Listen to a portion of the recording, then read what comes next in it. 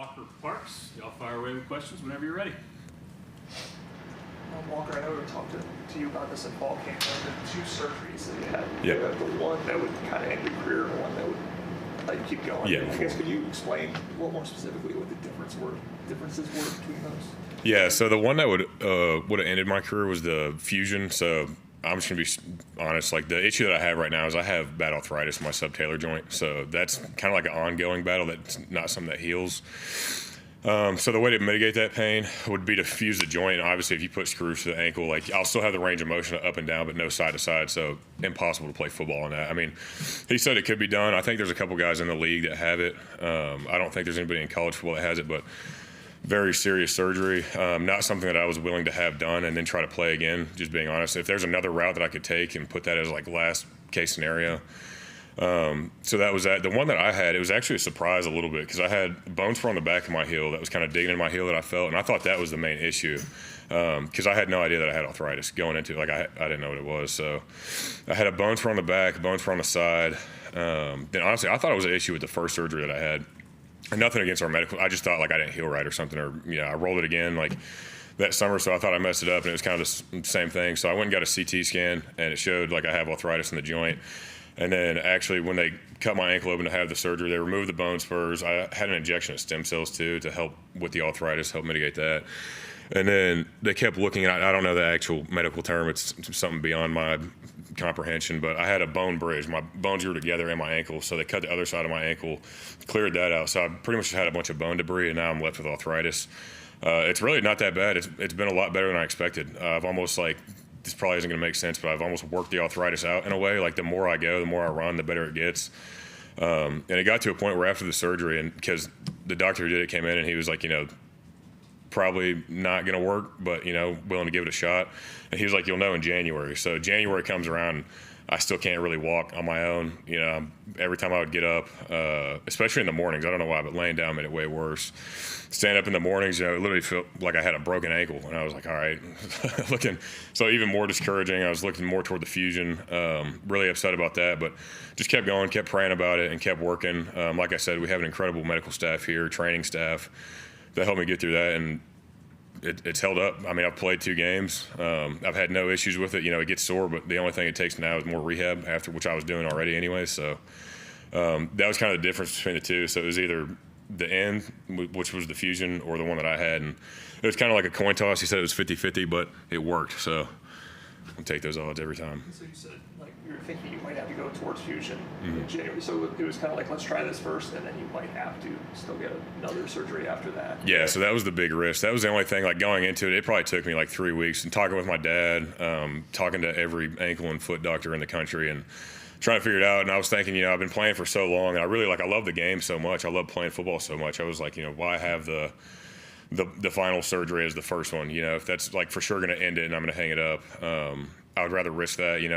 Looking at that, what does that mean? That means like I was on a knee scooter for 3 weeks, which was horrible, which I'm being dramatic. It's not that bad, but hard to move around on that thing. Wrecked it a couple times. And then, so if that one didn't work, then have the fusion, and I'm back on it for like another 6 weeks. And so stuff like that. So risk having 2 surgeries, but at the end, it's worth it to me. I love football enough where that's really not that big a deal. So I was willing to take those chances, and I'm glad I did because I made a full recovery and I'm back playing now. So very happy I made that decision.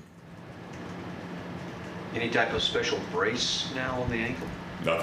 Nothing. And that's what I started off. So if you look back on the film last season, I was wearing this thing called a Takeo brace. And that's what they put on. Like normally when you roll your ankle and you tear like a ligament on the side of it, you put that on because it stops it from moving side to side, kind of like the fusion, but obviously you take the brace off. So I wore that going into fall camp, and I didn't really feel like I needed it, honestly. Like I had the surgery. I've made a full recovery. I've strengthened my ankle.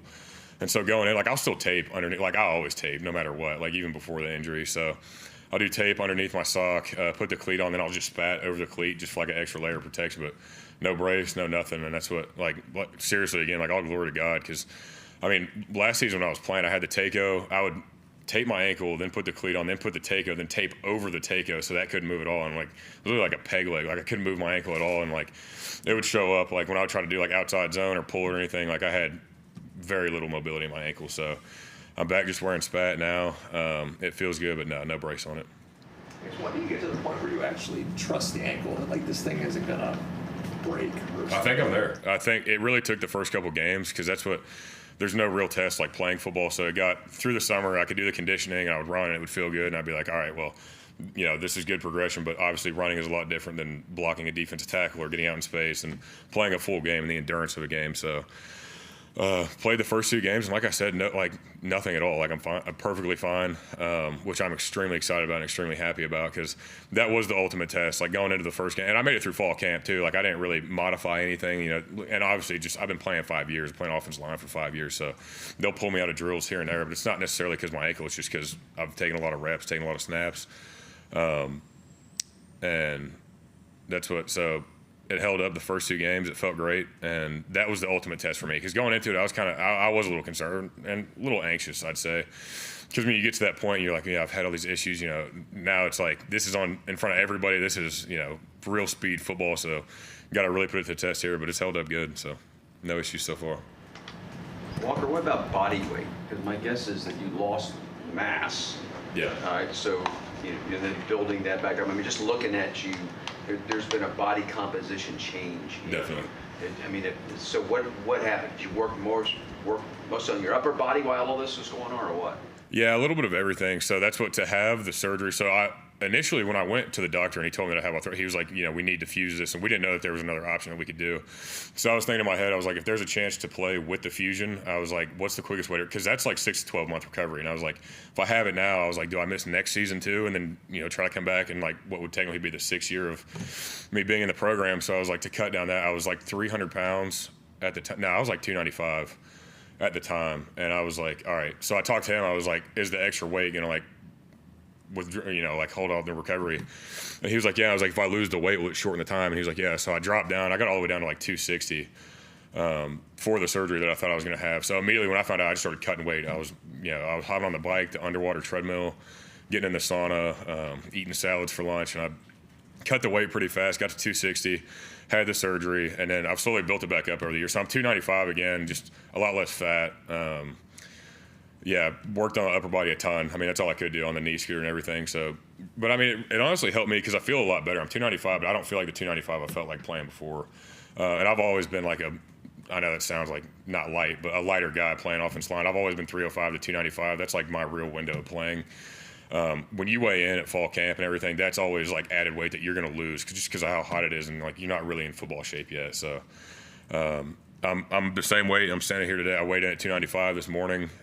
Lower body fat, so better composition. I've been able to work on that, so that was really beneficial for me, and better eating habits as well. So I mean, the whole process, really, the injury, it was very beneficial for me. Like I fixed a lot of stuff that I needed to work on. Like I've become way more professional in my career, taking care of myself, rehabilitation wise, nutrition wise. Even in the weight room, like instead of, I'll break it up now, and my coaches have been able to work with me. And I'll go like Monday I'll do upper body instead of like, because we only do 2 days a week in a season. So Monday I'll do upper, Tuesday lower, Wednesday upper, Thursday lower, and like spread it out and really get more work out of it. So the whole injury, it's really benefited me, honestly, more than it has negatively affected me. And obviously it was very difficult, but like you said, I've been able to work out and really change my habits. So it's been good for me so far.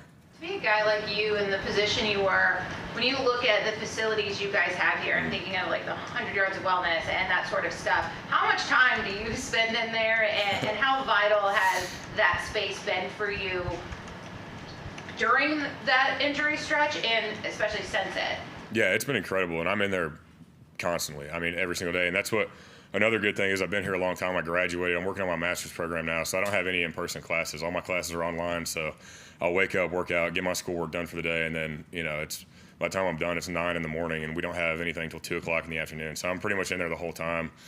And that's what I love about the 100 yards of wellness is you can bounce back and forth, and I'll go to the training room and I'll get treatment and strengthening stuff, and then I'll go get like feel good stuff in the 100 yards of wellness down in the castle. So I mean, I'm in there constantly every single day, and there's so much stuff you can, I mean, for everything too, because it's not only rehabilitating my ankle and making sure that it feels good and everything's taken care of, but I mean, playing offensive line and playing for 5 years, you're going to get stuff dinged up. So it's nice to constantly like pop in there and get some feel good stuff and get ready for the next week.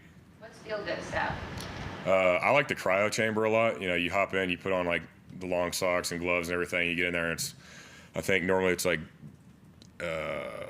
negative 85 or something, or it's freezing. It's pretty cold in there. So doing that stuff, you can do hyperbaric chamber, which like flood your body with oxygen, red light therapy, which helps reduce inflammation. There's all kinds of stuff in there.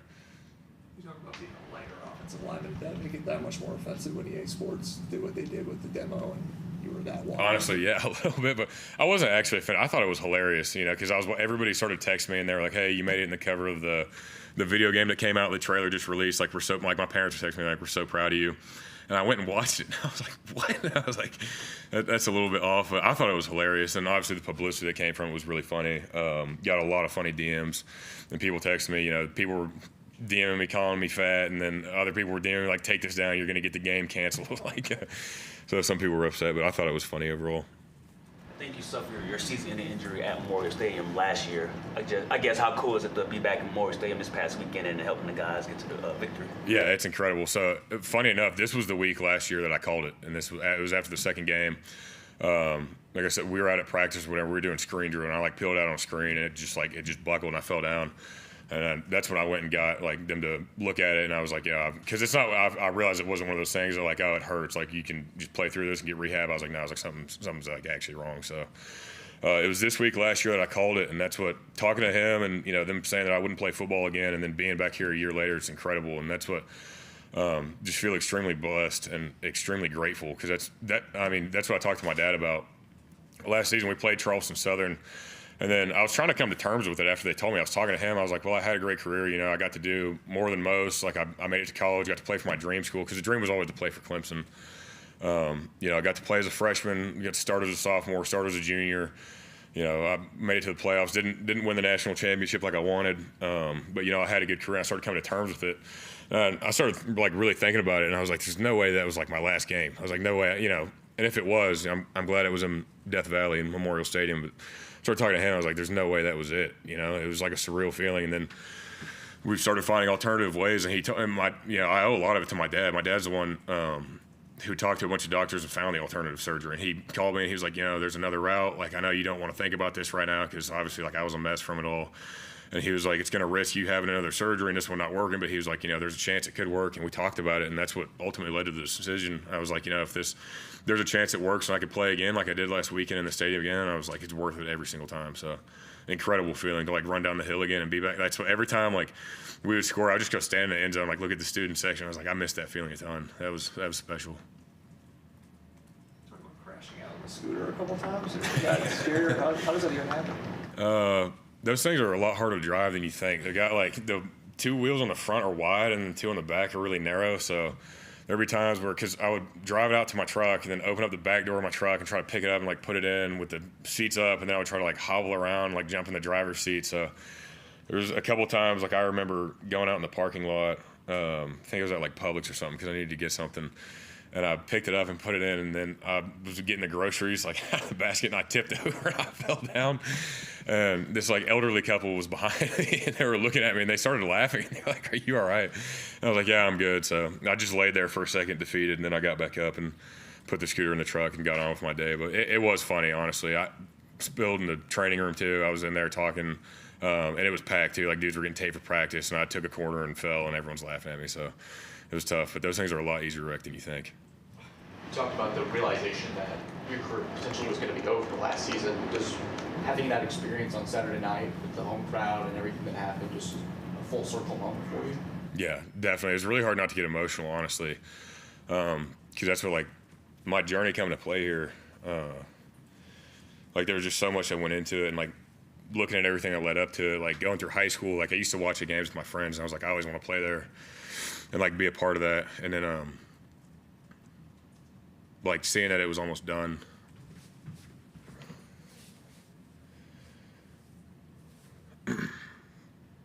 Sorry, I'm good.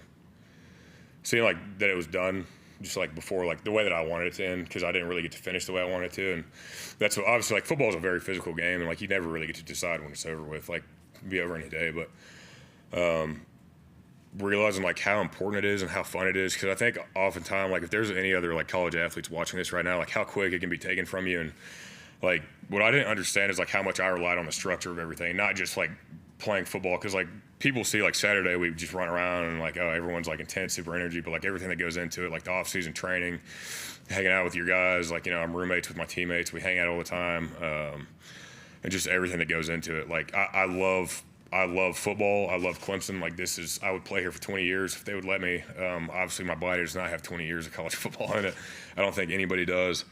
But I mean, if there was no eligibility, I would stay here forever. And that's what, I mean, it's impossible to describe, like the feeling of being able to do all that stuff and the privilege that it is. Because I think oftentimes, like, that's what Coach Luke talked about, and it's so true. Like, there's not a lot of people that want to strap it up on a Tuesday and put full pads on after playing a game and then go out there and practice for 20 periods and then do conditioning and then wake up and do it again the next day and then go play another game and then do it the next week and the next week and the next week and continuing on. And I think, like, before the injury and understanding how special, and don't get me wrong, like, I never took it for granted. I always loved it, but I didn't, like, truly understand how important it is, how much of a privilege it is.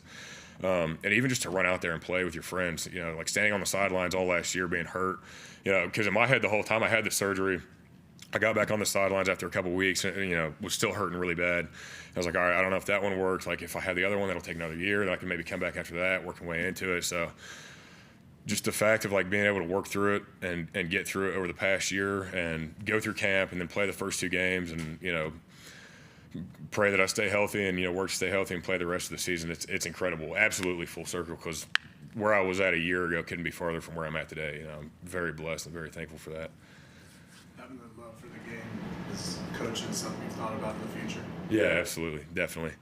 You know, I don't know what level I would start at or where I'd go, but yeah, I'd definitely coach. And that's what, I don't know if I'll do it immediately. I don't know what opportunity would arise, but there's no way that I could go, like, say I play this year and then I'm just done playing. Like, there's no way I could go the rest of my life without football, just watching on the TV. And that's what, especially when I have kids one day, if I have a son, like, I'll absolutely be coaching football. If he wants to play and that's what he wants to do, then yeah, 100%. I know you were talking about on the podcast, you guys have like a biker gang, so are you still driving around with that thing? No, I'm not. Don't worry, no motorcycle. I mean, I still have it. It's in the garage, but that thing has been inactive for probably about a year now. And that's what, it's fun. Like, it's a good hobby and everything. I love riding it around, but obviously more important things, and you don't want to be riding around with a bad ankle on your shifting foot when riding a motorcycle. So no, that's been inactive. Probably be going on Facebook Marketplace soon. How much fun was it to watch this film with your teammates? It was a lot of fun. It was cool, but it was good stuff. It was really promising. And the thing is, like, I've never had a doubt in this team, and, like, that's what it's going to sound insane. I don't mean this in any disrespectful way at all, because I have a lot of respect for them. They whooped us, but, like, I feel like we could have done that to Georgia as well. And I'm not saying hang 66-20 and do all that, but, like, the plays that we made, like, the plays were there, the opportunities were there. And I think it was really good for this team to see that we can do it, and now they have a vision for it, because we have a lot of young guys like Bryant Wesco, TJ Moore, like, they're freshmen that haven't played, and now they see that they can do it at this level, and they know that. But, you know, being 18 years old and going your first college game, it's difficult. It's a challenge. So I think we've got a ton of talent, and watching on film, and, you know, the big thing is that there's still stuff to correct. Like, we didn't play good enough where if that was a playoff opportunity and that was, you know, it came down to a couple plays, like, we would have lost that. We had a turnover, we had some penalties, we had some mistakes that can't happen. So really fun to watch it on film, but a lot of stuff to still work on. But it's really promising for week 2 of the season. What was really praising Cade and his ability and some of the checks that he made and some of those different things. Was this the level you've seen at practice? Was this the Cade that you guys all know? Yeah, absolutely. I mean, I've never had any doubt in Cade either. You know, he's a natural baller. He has a lot of poise to him and a really good dude as well. Great athlete, and so, like, everything that he put on tape, I'm not surprised at all. And that's what I know. Some people were shocked and going back and forth, but no, there was no surprise to me at all. Coach Sweeney said you guys having a lot of sack in the O-line having a lot of sack in the past 2 games, I guess. Mm-hmm. As you guys as a unit, how do you embrace that mentality and try to keep it forward after the open week? It's good. You know, that's obviously one of the goals that we have as a unit. But at the end of the day, that is our job. You know, it's an expectation. That's not something that we want to, you know, boast and be like, oh, we've given up no sacks, because, I mean, it's 2 games and we've got, you know, if we're lucky, 15 more, you know, and that's the goal, is to play 15 more. So that's being an offense lineman, that's the expectation. You don't want any tackle for loss. You don't want your guy making the tackle at all to begin with. No sacks, no pressure. So really proud of the unit and the way that we work, and all the guys too. You know, we played 15 guys the other night, and everybody got in there and went to work and did their job. And so it is a really good stat. It sounds good on paper, but we got a lot more work to do. Take one more for Walker. Walker, while you've been going through all this, you've had a position coaching change. So what has Matt Luke's effect been on you? What's Matt Luke's effect been on the room? It's been good. He brings a lot of energy, a lot of enthusiasm. And he's, that's one guy that's going to bring the energy every single day, regardless if you're feeling it or not. Like what I talked about, how on Tuesday, it's easy to be like, oh, I don't want to do this. Just came off a physical game, and now I got to put the full pads on again and go do inside run and one-on-ones and all this stuff. It's easy to feel down about it, but there's no doubt that that's not an option when he's in the room. And I think that helps a lot. I think that helps the younger guys a lot too, because they see that energy from a coach, and then it's infectious. It infects the whole room. And really brings out the best in everybody, and it just brings out that mentality that it is like every single day does matter, and it's stacking up toward that day. You go out there on Tuesday with low energy, it's going to affect you on Saturday, and it's going to show up on the tape. So it's been really good. I love Coach Luke. He's a great man, great coach as well. So I'm honored to play for him. Thank you, Walker. Thank you all.